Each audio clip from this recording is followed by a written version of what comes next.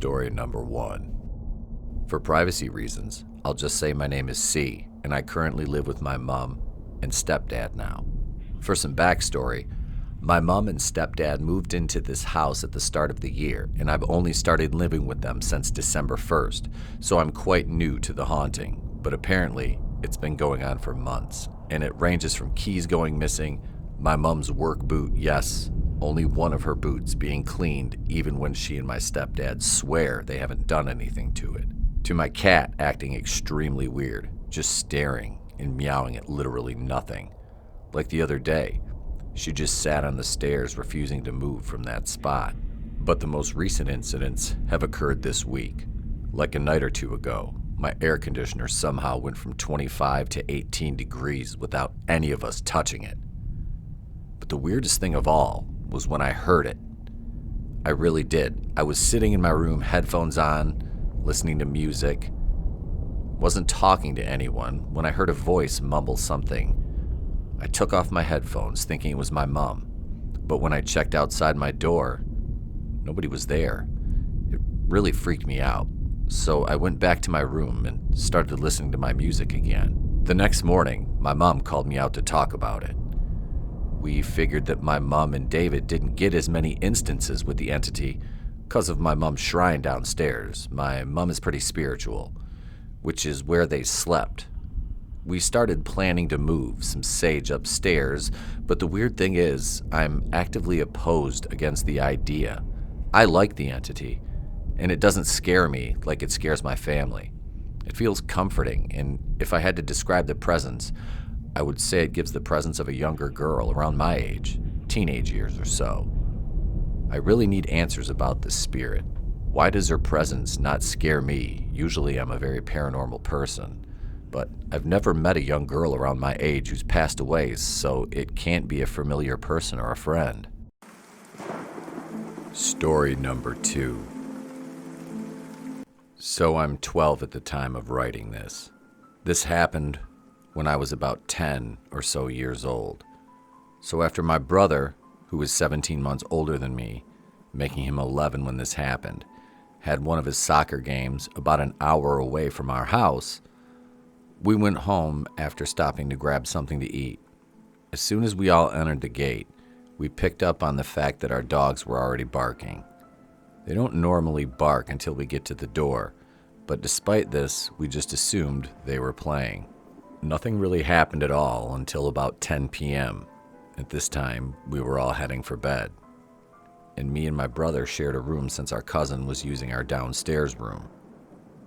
When we were talking in an attempt to entertain ourselves since we weren't tired at all, we heard the slightest noise from the bathroom. We were kind of startled by the noise, but just deemed it house noises. This went on for about an hour. Eventually, we fell asleep, and I woke up around 2:40 a.m. So did my brother.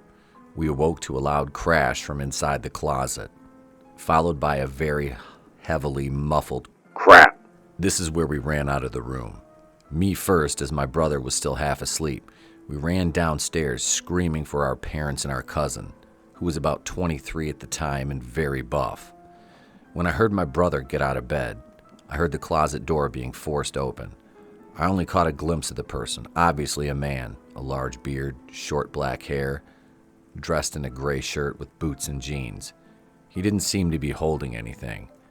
I'd be lying if I said the cliche, there seemed to be a long, sharp object in his hand. But we woke our cousin before we even made it down completely. I could tell because he was yelling at us to shut up, or he'd have the dogs beat us up. Of course, his smile faded once he heard a third set of footsteps, and we waited downstairs for a good minute before our cousin had to go back up to confront the man. We heard our cousin scream, and then silence. It didn't sound like a scream of pain. It sounded like a scream of fear. He ended up knocking the man unconscious and suffered a few good hits to the ribs. Our parents also came downstairs when they decided to go and yell at us for waking them up with all the noise. Eventually, the cops showed up and arrested the man. He was mid-40s and very mentally ill. I'm not sure who he was or where he is now, but I hope he's receiving the proper treatment and doing better. Story number 3. So one day, I walked through the forest on my own. This happened a few days ago. I wanted to take a walk and climb my favorite hill. So I walked past some horses and the lake that you can't see anymore because there are plants in front of it.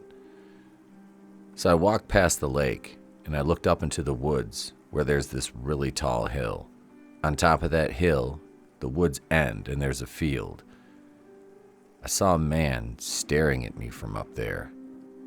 He was wearing a face mask and a weird coat. My first instinct was to run. I mean, I'm only 13 at the time of this. I couldn't help but stare at what should have been his face, but it was covered by a mask, and all I could see were his eyes. Except with the way he was standing, his eyes were shaded, and it just looked black. So finally my fear took over, and I decided to run. I'm 13, by the way, and have long legs, so I ran pretty fast. I took a shortcut I knew out of the forest, and I kept looking back every so many steps just to see if he was following me. But there was nothing. All I was able to hear was the sound of my own footsteps pounding off the leaves as I ran back to my house. I didn't stop until I reached my front door, and then into my bedroom, locking the door behind me. I sat on the floor with my back against my bed, panting, out of breath, still startled by the image of that man, just staring at me. He didn't even move, not so much as an inch. In the short time that I looked at him, I couldn't make out any features because of the mask. I could barely see his eyes. All I knew was his lack of motion was what scared me the most. And it was a very long time before I went into the woods to climb my favorite hill again. Story number 4. This didn't happen to me, but my mom. A few months back, she went hiking for about 3 hours. There's this forest you have to go through once you've got down from the mountain. Not well taken care of, so there are a lot of bushes, branches, and at certain points high grass everywhere right next to the path. About halfway through the hike, when she came back down, she heard something in the bushes like 10 meters away from her. Couldn't see anything and thought it was a squirrel. After a while, she had to pee and went behind a tree, minding her own business, when there were multiple cracks not so far away from her, and she kinda got scared. Finished fast and went on, but this time with more velocity. The cracks were getting really loud, and she kinda saw something behind her, but she couldn't make out what it was. But she didn't want to find out if there was anything behind her, and began to run. That made the cracking noises louder, so she picked up a stick with the intention to throw it in the direction of the noises. Once she turned around, all she saw was gray fur in the bushes. She threw the stick and started to scream, picking up stones and throwing them back. After she was breathing her lungs out for about 20 minutes of downhill running, she turned around and there was nothing. No sounds. She was scared to death when she came home, and my dad and I didn't believe her. We laughed it off and joked about it for a couple of days, telling her it was probably a boar or maybe a dog. 1 week later on the news, we hear reports of a wolf pack that was killing dozens of sheep near our home. Keep in mind, I've lived in an area and in a country where the only wild animals are deer and maybe boars, and hunters have to regulate the population by themselves because they don't have natural predators. Now, it is not safe to say what was following my mom was one of those wolves, but holy shit. If it was, I am super glad nothing happened to her. I hope you enjoyed the first video. Please stay on the lookout for more content coming very soon. Also, Friday the 13th news, true crime documentaries, and so much more in the coming weeks. Thank you for supporting Camp Crystal Lake. Be sure to subscribe, hit the bell for notifications, hit the like button, all the YouTube things. Thank you.